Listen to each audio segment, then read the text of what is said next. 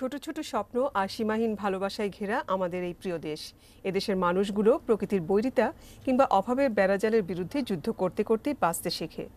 যত কষ্টই হোক, মুখে অমলিন হাসি নিয়ে একে অপরের পাশে দ্বিধাহীনভাবে দাঁড়িয়ে যাওয়ার নামই যেন বাংলাদেশ। হাজারো নেয়ের মাঝে যা আছে তা খুঁজে নিতে পারলেই এই ভালো থাকাটা আরও ভালো হয়ে উঠতে পারে। সেই গল্পই আজ আপনাদের সাথে ভাগাভাগি করে নিতে আমাদের আজকের ভিজুয়াল ডায়েরি। আপনাদের সাথে আছি আমি নাজিয়া আফরিন।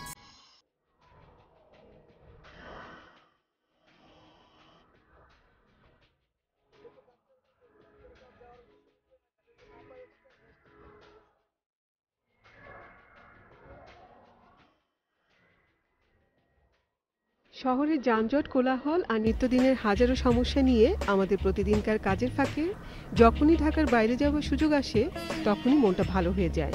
একটু সবুজের কাছে যাওয়া, মাটির কাছাকাছি থাকা মানুষগুলোর সান্নিধ্য আমাদের কাঠখোট্টা জীবনটায় শান্তির প্রলেপ বুলিয়ে দেয়। তার উপর আমরা যাচ্ছি দুটি পাতা একটি কুড়ির দেশ সিলেটে। তাই হয়তো আমার সফরসঙ্গী ক্যামেরা পার্সন মেজবাও ঢাকা ছাড়ার আগেই ক্যামেরার লেন্স থেকে চোখ ফেরাতেই পারে না।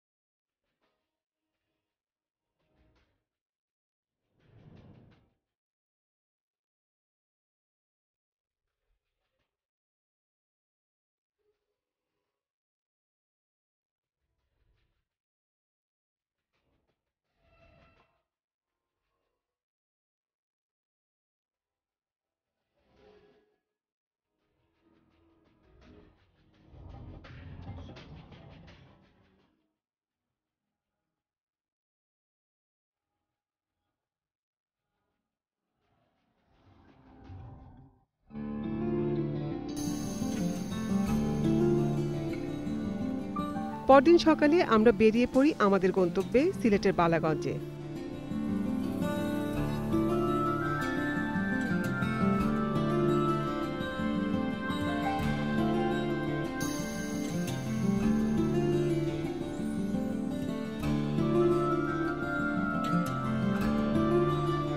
আমরা কাজ করতে এসেছি মূলত শিশুর স্বাস্থ্য ও পুষ্টি নিয়ে।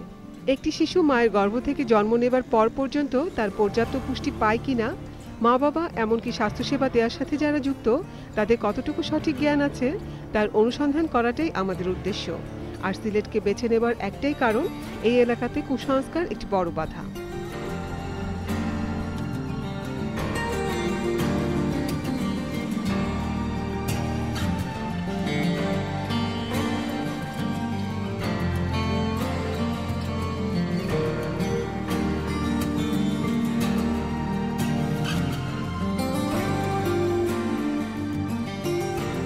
বালাগঞ্জের বিভিন্ন এলাকায় আমরা যাই, কথা হয় নানান বয়সী নানান মানসিকতার মানুষের সাথে।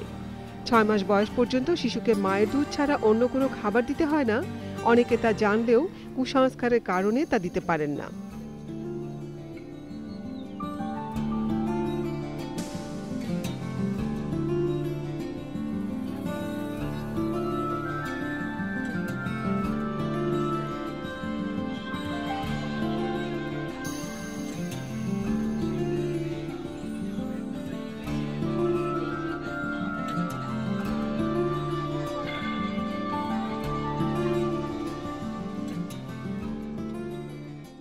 প্রতি মাসে চেকআপে গিয়েছি ডাক্তারের কাছে, তো বলেছে বাচ্চা আর 24 ঘন্টার ভিতরে শাল দুধ দেওয়ার জন্যে, বাড়ি কাজ করার না করার জন্যে, নিয়মিত খাওয়া, 2 ঘন্টা রেস্ট নেওয়া, এগুলো আর কি।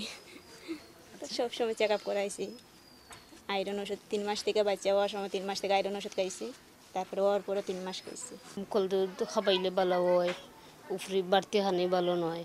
বুকুর দুধ খাবাইলে বাচ্চা ভালো থাকে, নিজেরও ভালো হয়। বাচ্চা ওর জন্মের পরে জেনে শাল দুধ 1 ঘন্টা দুধ দেওয়া নিয়েছে, দেওয়ার পরে গেট ড্রপ পরিমাণ দুধ পায় না, না পাওয়ার কারণে ও পায়খানা ওখানে সব বন্ধ। এরপরে দিন বহুত মাতামাতি হরিয়া বড় ভাইয়া লইছেন কৌটাল লওয়ার পরে গিয়ে ও কৌটাল খাবানির পরে ও পায়খানা করছে, খালা পায়খানা পরে গিয়ে ও ফেরসা পড়ছে।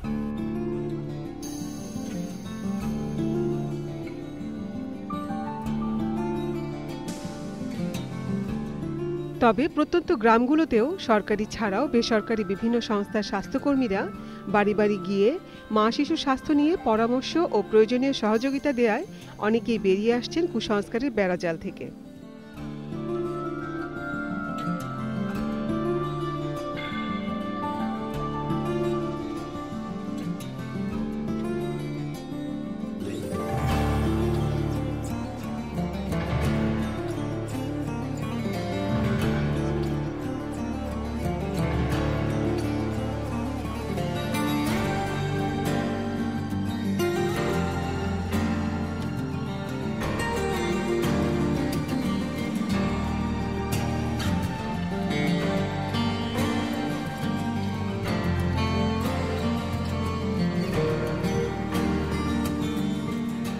বাচ্চার জন্য একটা তথ্য প্রদান দেই যে আপনার বাচ্চার জন্মের সাথে সাথে 1 ঘন্টার ভিতরে বুকের দুধ দিবা, শাল দুধ খাওয়ানি বালা, শাল দুধ ছাড়া 1 ঘন্টা মানে মিস করবা না। এরপরে তারাও আমার কাছে প্রশ্ন করে যে আপনার যে এই কথাটা কইলা উপকার কিতা কিতা, আমরা গর্ভবতীর এগুলো আমরা বুঝাই গুণাগুণটা কীরকম, মার উপকার আছে বাচ্চার উপকার আছে এগুলো বুঝাই। এরপরে আছে যে আমরা পরামর্শ দেই 6 মাস পর্যন্ত মনার বুকের দুধ খাওয়াইবা, অন্য কিছু খাওয়াইবা না, অন্যটা খাওয়াইলে আপনার মনার অনেক অসুখ বিসুখ হইব। মায়ের দুধটা খুব নিরাপদ, মায়ের দুধ সহজে হজম করতে পারে, মায়ের দুধে সব জাতের পুষ্টি পায় বাচ্চায়। এই দুধ খাইলে বাচ্চাটা খুব মানে খুব একটা ব্রেন বুদ্ধিটা খুব ভালো হইব। এরপরে মার দুধটা নিরাপদ, একটা মানে বাচ্চাটা অন্য খানি হজম করতে পারে না, 6 মাস বুকের দুধটা খুব হজম করতে পারে। ওটা আমরা মার একটু বুঝাইলাম অনেক সময়। এরপরে মারও অনেকটা উপকার আমরা কই।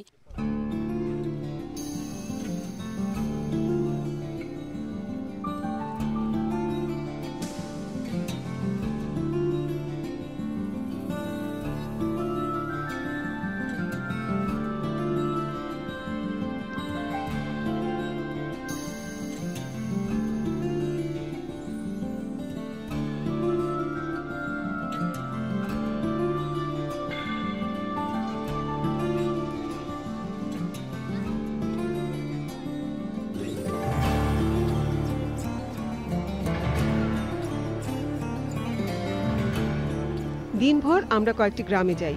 স্কুলে কর্মজীবী মায়েদের জন্য এখন পরিবর্তন হচ্ছে মানসিকতার, শিক্ষার্থীরাও এখন সচেতন হচ্ছে স্বাস্থ্য বিষয়ে।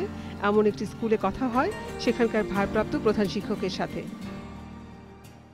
আমরা এই ব্যাপারে খুবই সেনসিটিভ, মানে ছুটি চাইলে মেয়েরা মানে কর্মজীবী মহিলা যদি ছুটি চায় আমরা এটা সুদৃষ্টিতে এবং খুব দ্রুত এটার ছুটির ব্যবস্থা করি। সরকারের নিয়ম আছে 2টা বাচ্চা নেওয়ার, 2টা বাচ্চা পর্যন্ত সে ছুটি বুক করতে পারবে।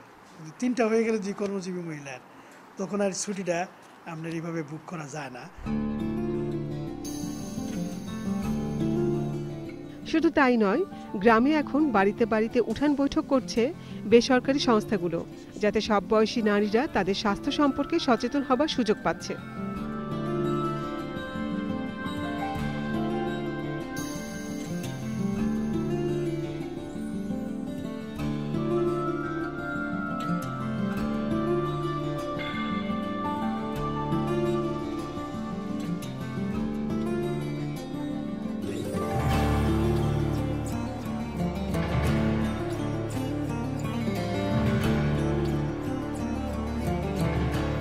কিন্তু শুধু নিজেরাই সচেতন হলে হবে? স্বাস্থ্যসেবার প্রাপ্তিটাই বা কেমন, তার খোঁজ নিতে আমরা যাই মাতৃসেবা কেন্দ্রে। চিরাচরিত রুগ্ন স্বাস্থ্যসেবার এক করুণ উদাহরণ যেন এটি।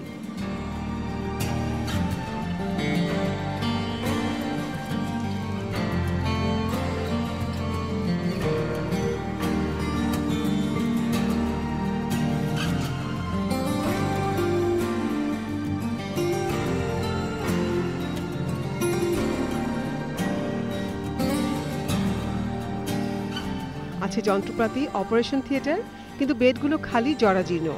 রোগীরা মামুলি কিছু ওষুধ পান, কিন্তু জটিল কোনো রোগ হলে শহর কিংবা প্রাইভেট ক্লিনিকে যাওয়া ছাড়া কোনো উপায় নেই।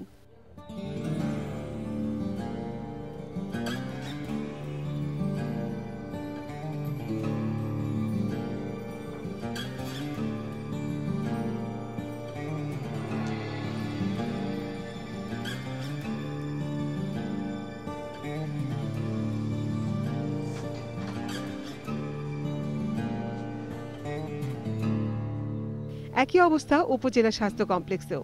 শুধু নেই আর নেই, রোগীর চেয়ে ডাক্তারদেরই অভিযোগ বেশি। ডাক্তাররা যেখানে রোগীদের পর্যাপ্ত স্বাস্থ্যসেবা দিতে হিমশিম খাচ্ছেন, সেখানে মা শিশুর পুষ্টি নিয়ে ধৈর্য ধরে তারা কতটা পরামর্শ দিচ্ছেন তা বুঝতে অসুবিধা হয় না।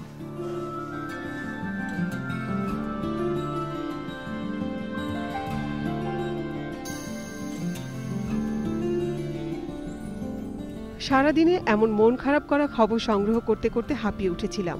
কাজ করতে করতে তখন আমরা ফেঞ্চুগঞ্জে প্রবেশ করেছি। ভাবলাম হাকালুকি হাওরটা দেখেই যাই।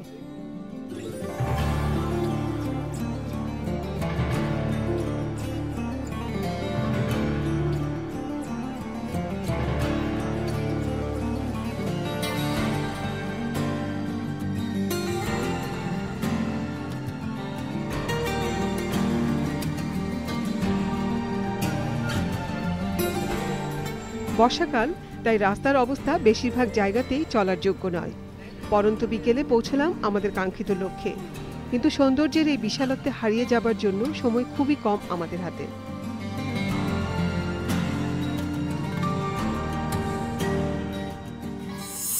দর্শক, নিচ্ছি ছোট্ট একটা বিরতি, ফিরছি আরো গল্প নিয়ে, থাকুন আমাদের সঙ্গে।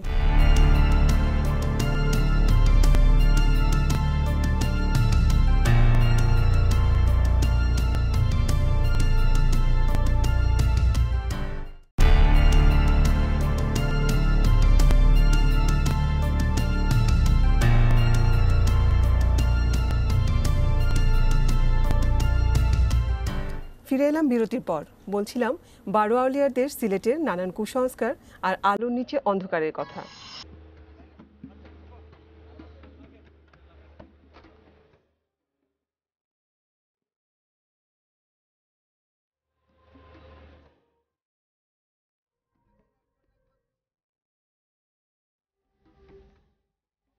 দীর্ঘ পথ ফিরতে হবে, তাই দ্রুত রওনা দিলাম আমরা।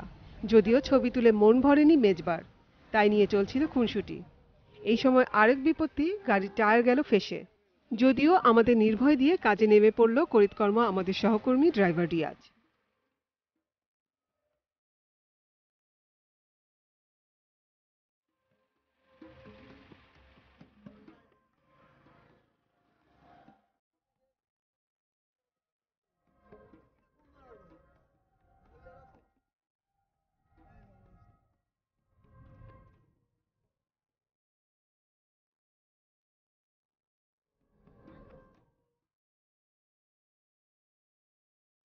সিলেটের পালা শেষ করে আমরা যাব মৌলভীবাজার।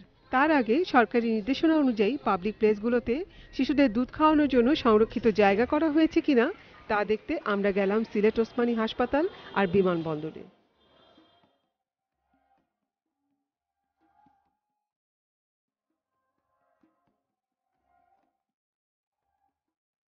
ওসমানী আন্তর্জাতিক বিমানবন্দরে আমাদের জানা মতো প্রথমবারের মতো 3টা ব্রেস্ট ফিডিং কর্নার করেছি মায়েদের জন্যে। 2টা লাউঞ্জে, arrival and departure lounge for international side, and domestic সাইডে শুধু ডিপার্চার লাউঞ্জে।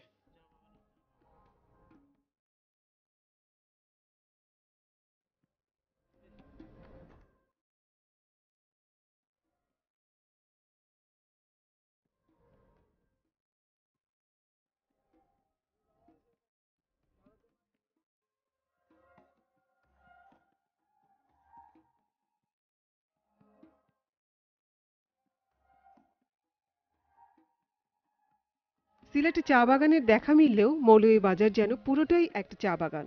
চারিদিকে সবুজ আর সবুজ। এত সুন্দরের মাঝেও আমরা বেরুলাম কুসংস্কারের জাল কতটা জড়িয়ে আছে তার খোঁজ নিতে। একটি প্রথম শ্রেণী দৈনিকে কাজ করা শমশেরনগরের সাংবাদিক মজিবুর রহমান রঞ্জু ভাইয়ের সহায়তায় রক্ষণশীল দুটি বাড়িতে যাই আমরা। নতুন সময়ে নতুন তথ্যকে অনেকটা অনিচ্ছা সত্ত্বেও মেনে নিতে বাধ্য হচ্ছেন প্রবীণরা।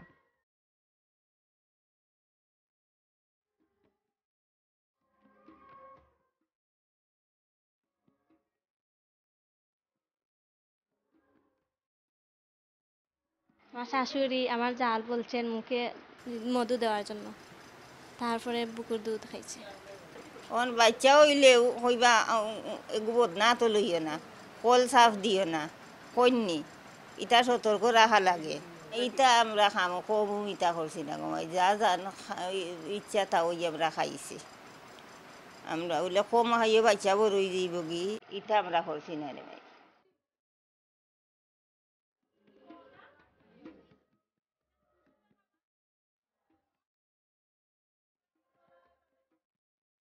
সময় পাল্টাচ্ছে, খুব আস্তে আস্তে হলেও সচেতন হচ্ছে মেয়েরা। মা শিশুর মৃত্যু হার অনেকটাই কমে এসেছে। আশা করা যায় শিশুর পুষ্টিহীনতার হারও কমে যাবে, কারণ মা যখন সচেতন হয়, সন্তানের ভালো না হয়ে কি পারে?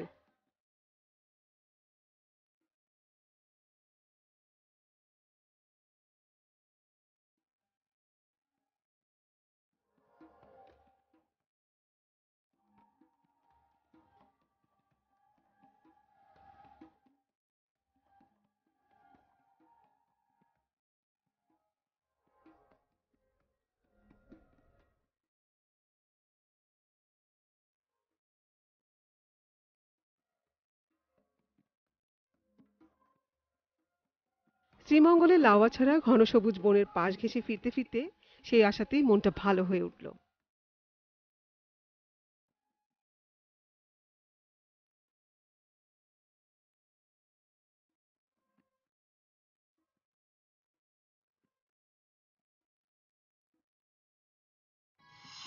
শিশুর পুষ্টি নিয়ে সিলেটের এই খণ্ডচিত্র কম বেশি সারা বাংলাদেশের প্রতিফলন হিসেবে আমরা ধরতে পারি।